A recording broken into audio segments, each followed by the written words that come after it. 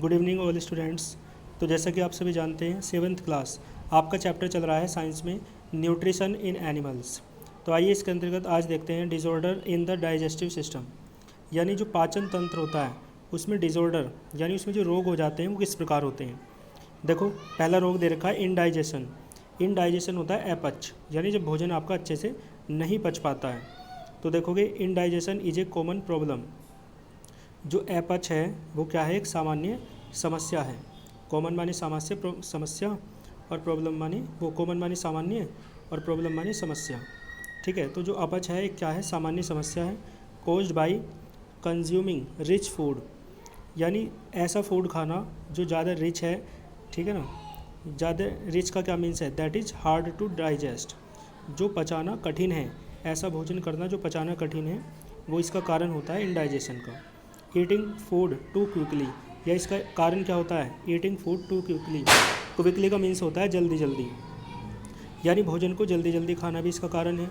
और by note chewing food properly, देखो chewing माने होता है एक तरीके से चबाना, फूड प्रॉपरली माने अच्छे तरीके से, और भोजन को अच्छे तरीके से नहीं चबाना भी इसका एक कारण है। These situations lead to excessive production. तो ये जो सिचुएशन है ना, ये जो सिचुएशन है, ठीक है, यह स्थिति lead to excessive production of gastric juices. इस स्थिति में एक्सेसिव माने अधिक, प्रोडक्शन माने उत्पत्ति होती है, उत्पादन, ऑफ गैस्ट्रिक जूसेस, जो पाचक रस होते हैं उनकी ज़्यादा उत्पादन हो जाता है। And a lot of acid in stomach, ठीक है, ए लॉट ऑफ एसिड का मतलब बहुत ज़्यादा एसिड बन जाता है।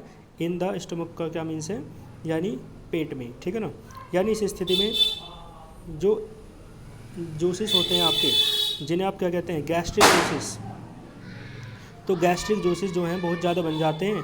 इस कारण से पेट में एसिड होने लगता है, एसिडिटी जिसे आप कहते हैं, एसिडिटी भी होने लगती है।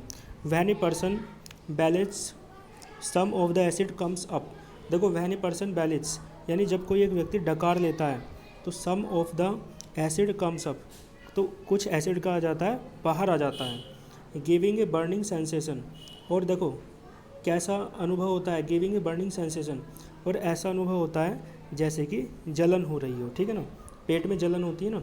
और हर्ट बर्न, ठीक है ना, और कैसा होता है, जैसे है ना, हर्ट मानी हृदय, जैसे कि हृदय जल रहा हो।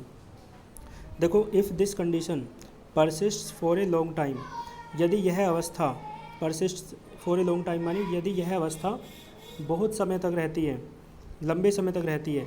The living of the stomach becomes raw, तो लिविंग ऑफ द स्टमक यानी जो पेट है उसकी जो लिविंग है, लिविंग का क्या मतलब है, जो उसकी रहन सहन है, यानी उसका जो तरीका है, कार्य करने की शक्ति है। बिकम्स रॉ माने वो क्या हो जाती है, बिगड़ जाती है, अदक्ष हो जाती है ना, सही से नहीं रह पाती। एंड डेवलप्स अल्सर्स, और क्या हो जाते हैं, पेट में अल्सर्स माने छाले हो जाते हैं। ए पेनफुल स्टेट, अल्सर्स क्या है, जब छाले हो जाते हैं तो एक ये पेनफुल स्टेट है, यानी एक ऐसी स्टेट है, एक ऐसी अवस्था है जो बहुत कष्टदायी होती है। ठीक है, इसके बाद देखो नेक्स्ट दे रखा है कॉन्स्टिपेशन। कॉन्स्टिपेशन आप कब्ज को कहते हैं। तो another digestive disorder is constipation, जो अनदर माने दूसरा, डाइजेस्टिव डिसऑर्डर यानी जो पेट का रोग है वो कौन सा है, कॉन्स्टिपेशन यानी कब्ज है। देखो it is mostly caused by the intake of rich and over refined food lacking in roughage. देखो इट इज़ मोस्टली कॉज्ड माने इसका जो अधिकतर कारण है ना वो क्या होता है, by intake of rich, intake माने लेना, रिच माने रिच फूड है, एंड ओवर रिफाइंड यानी जिसमें तेल वगैरह ज़्यादा है। ओवर रिफाइंड का मतलब जिसमें तेल वगैरह ज़्यादा है।